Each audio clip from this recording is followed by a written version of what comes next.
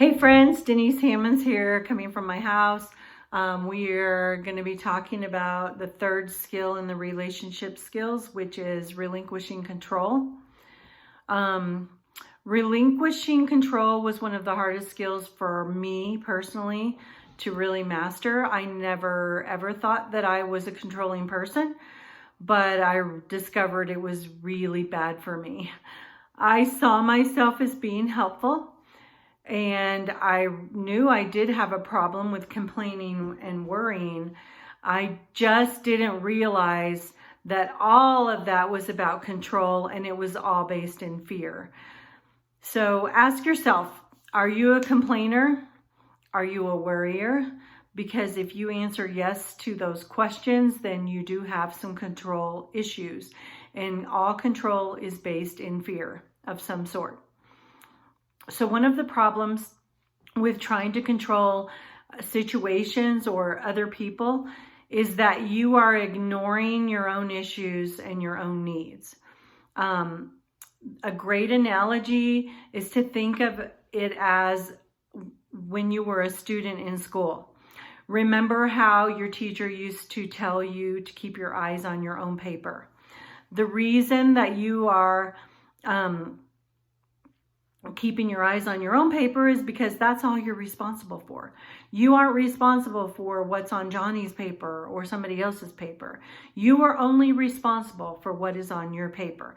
So try to think of relinquishing control as only working with what's on your paper. When I learned that concept, it was liberating. When it finally clicked with me, I realized that I was so exhausted from trying to control everyone else, trying to help them, trying to be, I was scribbling on everybody's paper. When I started to worry about something about my kids or my coworkers or my spouse or any other person, and then I would remind myself that this is not your problem, Denise. This is not on your paper. That was really just a sense of relief for me, and more often than not, I would pray about the situation and then give it to God. So a lot of what we try to do and control belongs on God's paper. It's not on us. So remember this, that all control is based in fear.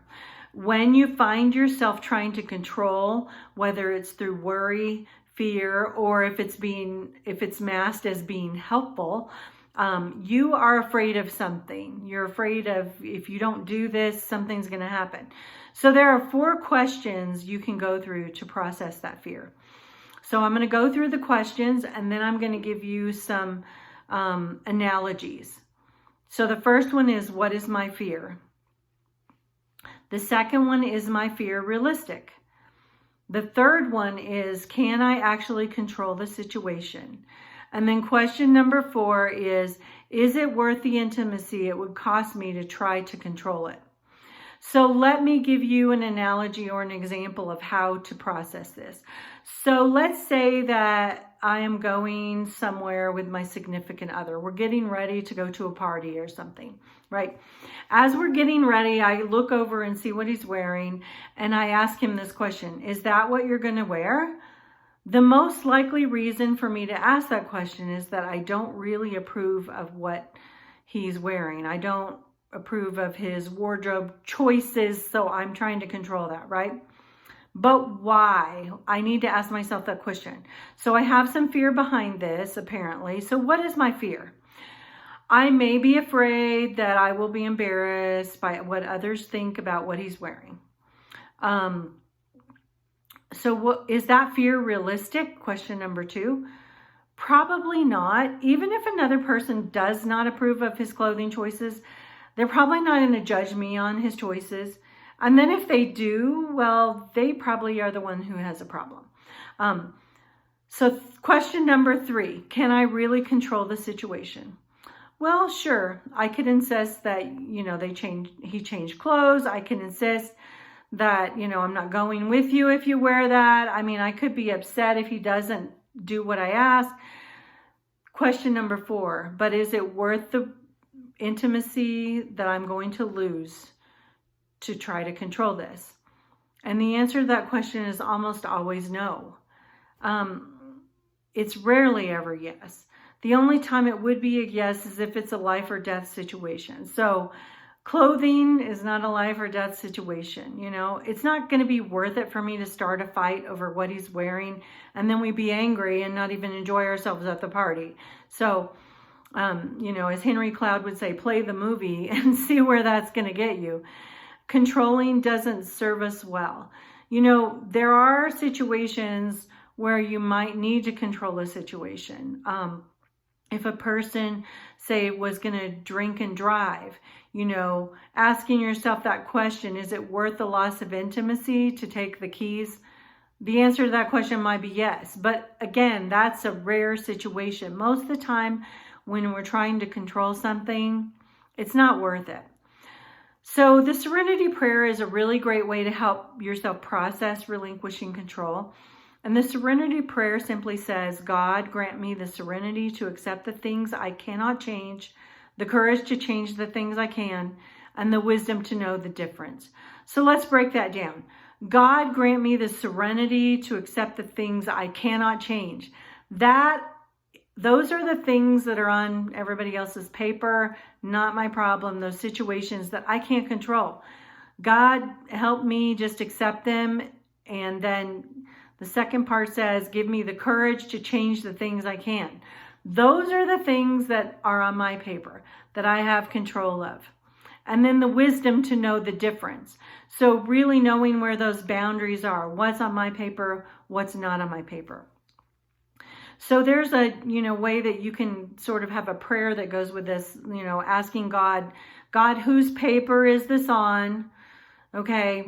If the answer is not mine, then help me be respectful and grateful for it.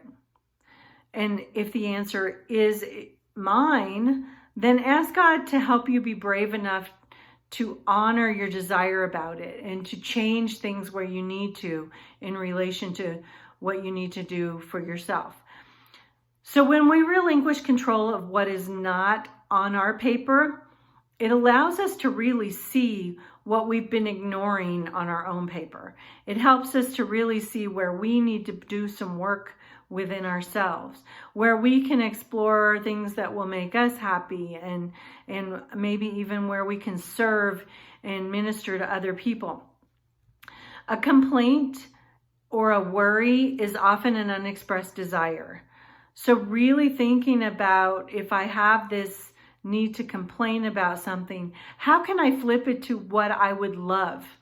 What outcome do I need or want from something I would love?